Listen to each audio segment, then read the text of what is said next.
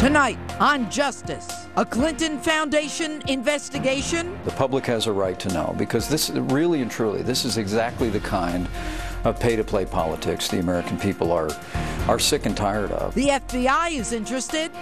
The Justice Department, not so much. I'll talk to Clinton Cash author Peter Schweitzer. Plus, get ready for street justice. I'll take the pulse of voters and some future voters. Donald Trump is trying to destroy the U.S. He is? And is Hillary trying to rebuild it? Yes, she is. All right, look at the skyscraper here. Who the hell built this skyscraper? Not Hillary. Justice starts now.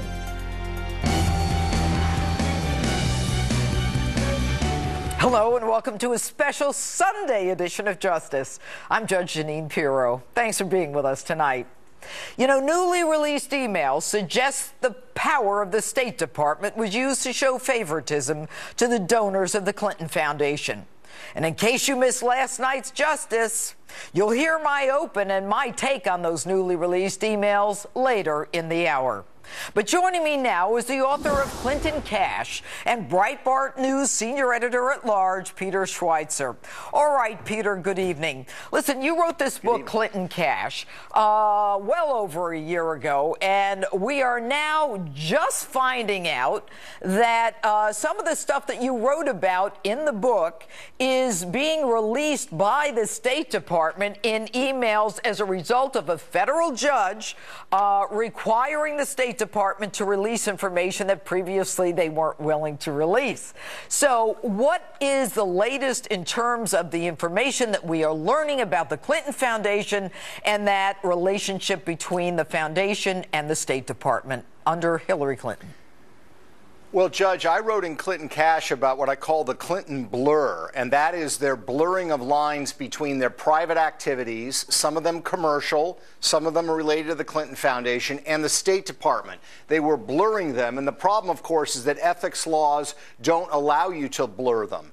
The emails that are now coming out as a result of the work of Judicial Watch and also Citizens United are confirming that contrary to the agreement Hillary Clinton made with Barack Obama, that there would be no overlap between the two, that indeed favors were done and access was given to Clinton Foundation donors by senior State Department officials. So this indicates the kind of pay-to-play that I wrote about in Clinton Cash. And you know, what's interesting, Peter, is that we would not have found out about this, that the MOU that was signed right before Hillary Clinton became Secretary of State, that she signed with Barack Obama, she swore that this was not the kind of thing that would happen. I'm curious as to whether or not, when Hillary handed over her emails that she said were work-related, whether or not the email that involved Cheryl Mills and the request for her email addresses that we just heard about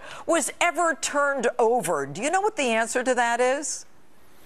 My understanding is that Judicial Watch is saying that these emails were not turned over and that this is just another number of emails to add to the long list that were not turned over. So, you know, Judge, to put this into perspective, Barack Obama, to his wisdom, required Hillary Clinton, before she became Secretary of State, to sign that memorandum of understanding you're talking about. We now know that two planks of that they completely violated. Number one, they said they were going to turn over all the names of all the donors on an annual basis to the Clinton Foundation. We now know that there's at least 1,100 that they have still not disclosed. So we still don't know who the names of all the people giving them money. And the second one is precisely this. She said there would be no overlapping of the two, and clearly that is happening in this new batch of emails. Complete violation of her agreement with Barack Obama. And you know what's interesting is, and I have the memorandum of understanding that was signed in December of 2008. I mean, clearly what the president wanted at that time was to make sure that there was no funny business. I mean, they pretty much anticipated that there would be, given the Clintons' history.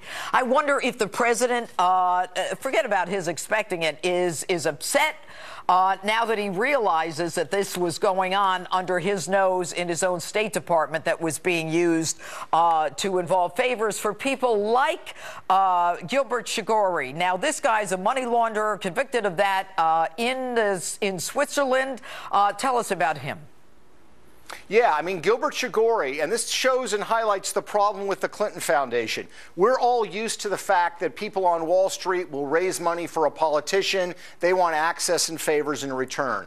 But foreign nationals can't do that. They can't give to campaigns. What the Clinton Foundation does is allow people like Gilbert Chagoury a way around that to get access and influence through the Clinton Foundation. He is not an American. He's not an American businessman.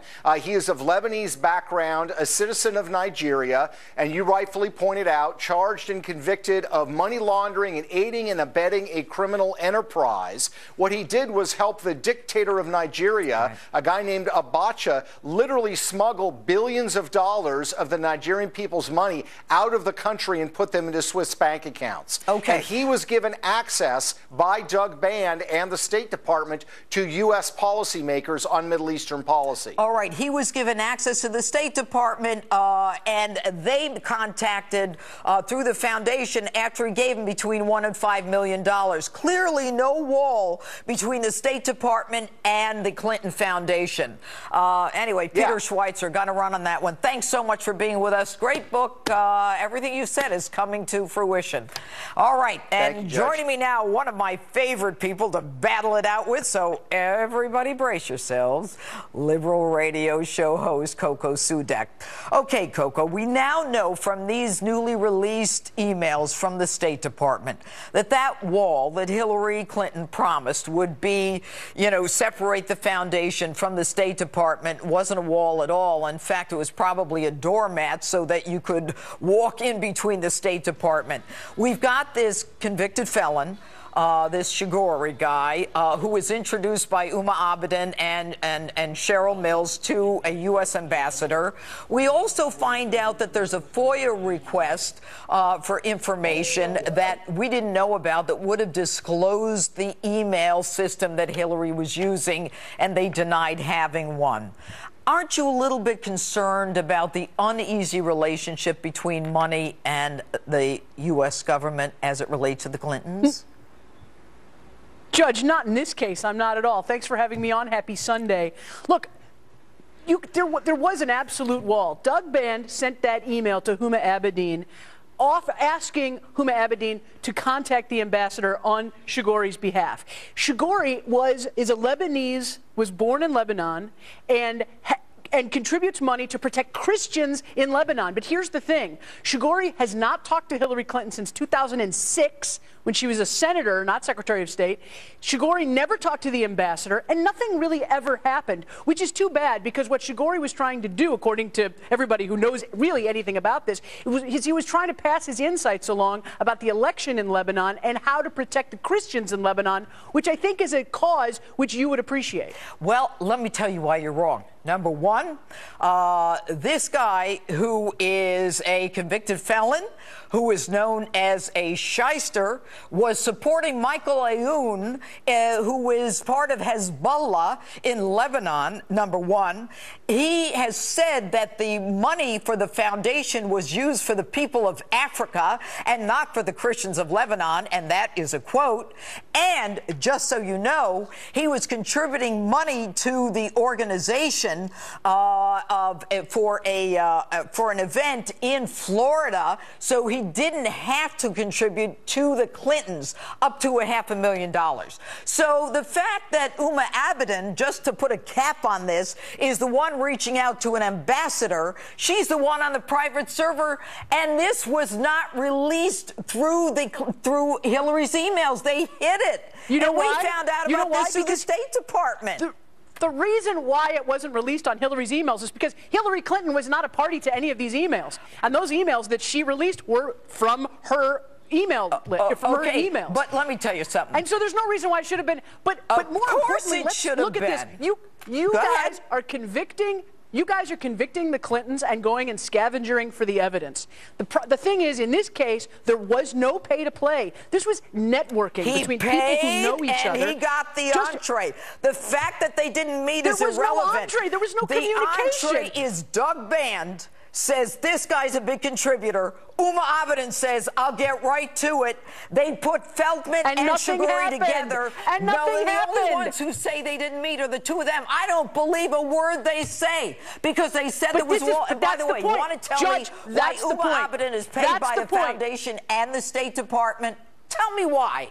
Judge, that's the point. You're convicting the Clintons and going and finding the evidence. Yeah, that's what I do for a living. And even when the evidence is turned up, you don't believe it. Judge, you're a judge. You know that you look for evidence. Look, here's the great thing. What's going to happen is the Republicans are going to spend another couple of $100 million investigating the Clintons. Nothing's ever going to come of it. No. You're going to waste your time. No, the Republicans are going to waste taxpayer money. And the Clintons are going to continue to run the country. Let me tell you something. What you've got here is a woman who did not turn over these emails. There was a FOIL request for her email system, and Cheryl Mills says we don't have any information on that, and we would have found out about all this years earlier. Anyway, Coco Sudek, we had a good conversation tonight. Thanks for being with us. Have a great night, Judge.